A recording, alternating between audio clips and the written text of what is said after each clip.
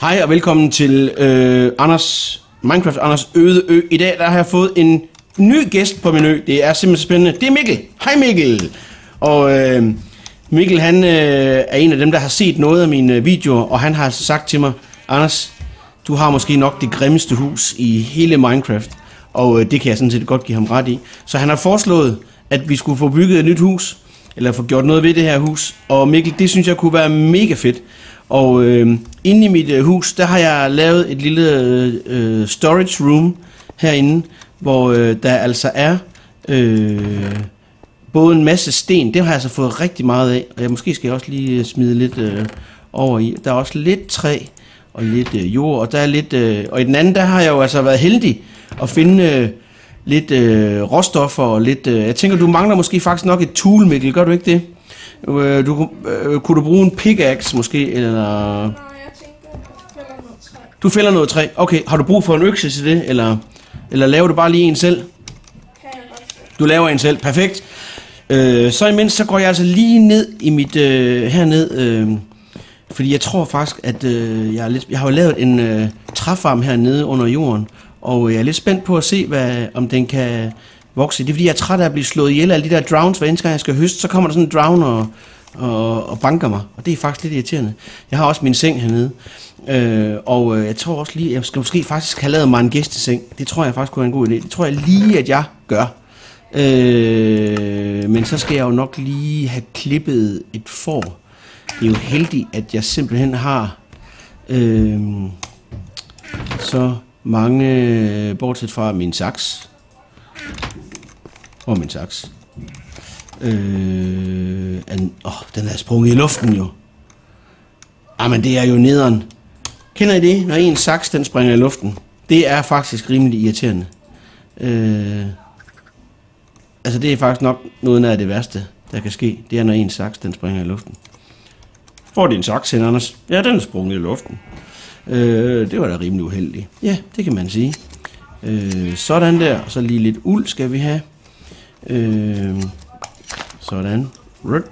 Og jeg tror lige, jeg kan lige hoppe op her på uden at hente det. Det kan også være, at jeg bare lige skulle klippe dem alle sammen. Det er jo også sommer. Det er sommerklipning. Og det går, det bliver ved med at vælte frem med uld her. Sådan der. Ja. Hvad siger man så? Så siger man tak. Og jeg lige hvad jeg tror, at der faktisk var, sådan at jeg kunne lave en gæsteseng i en anden farve. Mikkel, hvis du skal bruge lidt jern, så tror jeg, så ligger jeg lige lidt over i kisten. Jeg har en lille smule jern. Der er ikke ret meget tilbage. Undskyld, men jeg plyndrer alle dine træer op på fedt. toppen. Ved du hvad? Det er godt, fordi Mikkel, jeg er så dårlig til parkour. Altså, når jeg kravler derop, så falder jeg jo ned. Altså, det er jo rimelig irriterende. Ja, nu har jeg 6. Kanon. Og planter du så nogen igen, eller? Ja, det kan jeg godt. Ja. Det er altså fantastisk. Det er altså fedt at have gæster. Når man sådan er gået rundt så meget sådan helt alene på sådan en øde ø, så bliver man altså sådan lidt underlig. Nej, Begynder at snakke til sig selv. nu har jeg 9. Wow, sådan. Så har jeg her faktisk muligheden for at lave en seng. Og altså, det kunne jo faktisk være fedt, hvis jeg kunne lave en seng i en anden farve. Er der ikke noget med, at man kan bruge lapis lazuli til at farve med? Ja. Ja. Så jeg kan sådan set godt måske lave lidt lapis om til noget farve. Det kan jeg. Sådan der. Og så kan jeg jo farve Du noget. har en hel skov herude. Det er fantastisk, Mikkel. Jeg har altid syntes, at det der. Altså, jeg kan virkelig godt lide skov. Skov, det er faktisk noget af det, jeg holder allermest af. Det er også derfor, jeg har sådan et hus oppe i Sverige. Fordi så ude midt i skoven, så bor jeg derude, når jeg har sommerferie. Der er ingen strøm, der er ingen vand, der er ingen internet. Der er ikke noget som helst. Ingen internet? Er du sindssyg? Ja, det er faktisk lige det, man skulle tro, jeg var. Men det er jeg altså ikke. Mikkel, nu så jeg sætter lige en seng hernede til dig, en gæsteseng hernede ved kælderen. Fordi hvis du så går hen og bliver træt, så er den blå seng, den er til dig. Så kan jeg sove i den hvide seng. Lad os så lige se hernede. Ja, jamen det kører jo hernede. Men det er sjovt, der vokser kun 2 træer op. Jeg ved simpelthen ikke, hvorfor at det ikke vokser mere. Men det gør det bare ikke.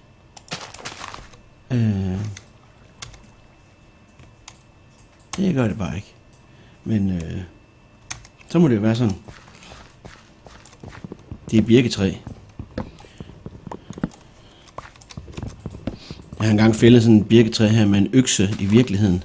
Det tog virkelig lang tid. Jeg vil sige, jeg havde helt ondt i hænderne til sidst, da jeg var færdig. Så. Den der kan stå der. Hvorfor vokser de her andre ikke op? Det er mærkeligt.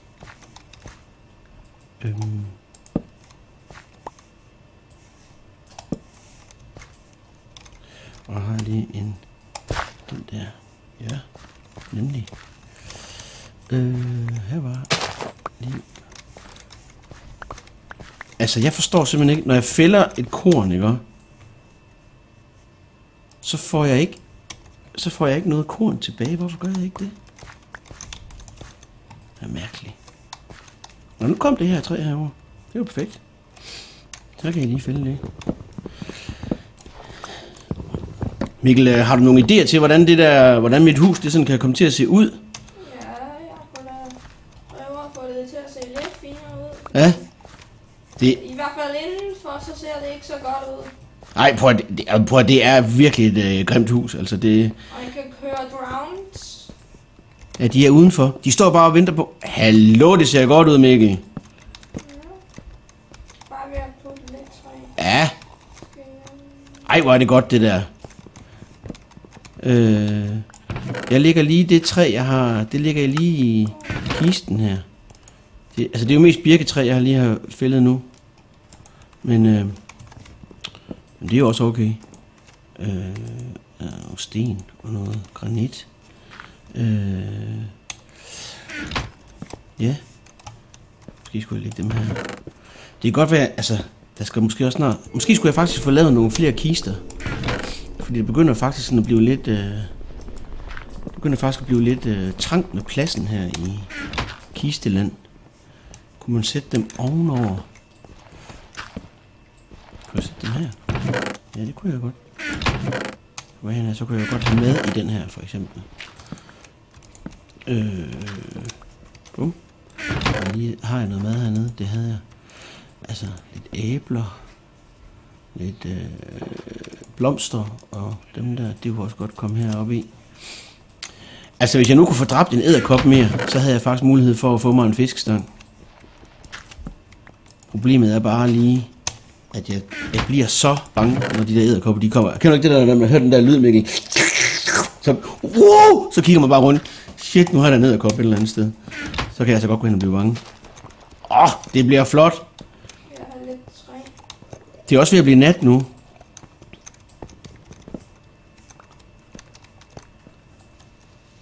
Ja, det der jord, det skal bare væk. Så kan vi bare...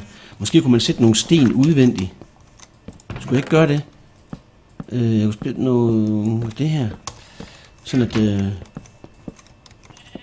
Okay, nu bliver det altså snart nat. Og der står en drown dernede. Den kommer herop.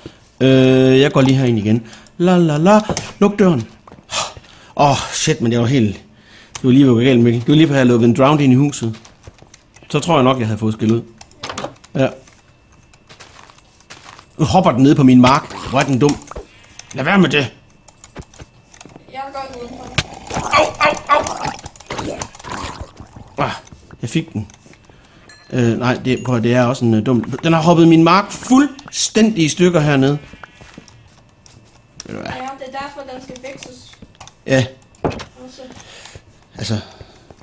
Nu ser det lidt bedre ud. Det ser mega godt ud, det der, Mikkel. Ej, hvor er det flot lavet, det der. Med de der omvendte trapper. Ja. Ja, så skal jeg bare lige... Jeg har brugt alt mit træ allerede. Nå, jamen, så enten må vi jo vente på, at der er noget, der vokser op, eller så skal vi jo lige gå i seng, Mikkel, så kan vi lige sove. Nå, det er fordi, jeg har lavet lidt for mange trapper. Nå, men trapper, det kan man altid bruge. Prøv at se, der står simpelthen en seng hernede, så kan du tage den blå, så kan jeg tage den hvide. Sådan der. Så får vi lige en lur. Det er fantastisk. Godt arbejde, Mikkel. Så det er det, har du bygger her nu? Ja, fordi så tænker jeg, så kunne jeg jo have et... så behøver jeg ikke gå ud til de der drowns, som de vil alle sammen... Når de ser mig, så bliver de helt vilde, så tænker de, ham der, han skal bare have nogle tæsk. Og så og så vil de slås med mig. Jeg synes faktisk, det er lidt irriterende, at de vil det. Men hernede... Ej, der er kommet et gigantisk træ. What? Jeg kommer ud og kigger. Der er kommet... Hold da kæft. Hvad er chancen for det? Edderkop. Den er vældig. Hvad? Det er jo mega stort, det der træ der. Slås du med en edderkop nu? Fik 2 spring. Så kan vi lave en fiskestang. Vil have det? Ja, Mikkel, du er... Ved du hvad, så lover jeg til gengæld, at der kommer fisk til middag. Kunne du spise... Mikkel, kunne du have lyst til at lige blive inviteret på lidt aftensmad? Jeg er helt sikker på, at der bliver fisk på menuen. Og i dagens anledning bliver det ikke rå fisk, men det bliver stegt fisk. Hvordan er der kommet til at gro 2 træer oven på hinanden? Fordi der er mere træ deroppe. Det ved jeg simpelthen ikke. Ja. Måske var der noget i forvejen, som så er groet ud. Nå. Kommer jeg her, så ser vi lige, om der er noget at fange. Sådan. Det kan være, at... nu bliver det spændende.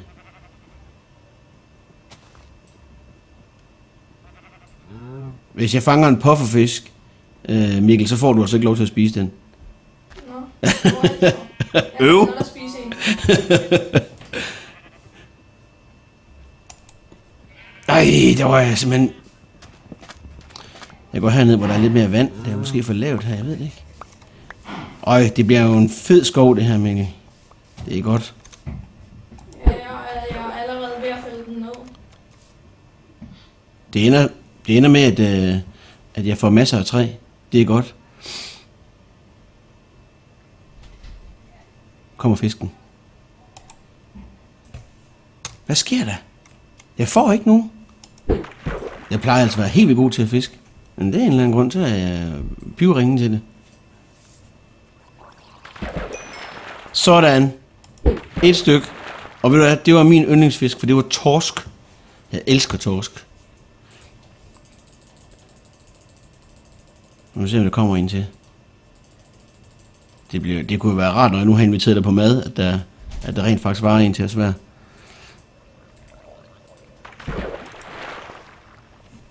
Der fanger jeg et eller andet.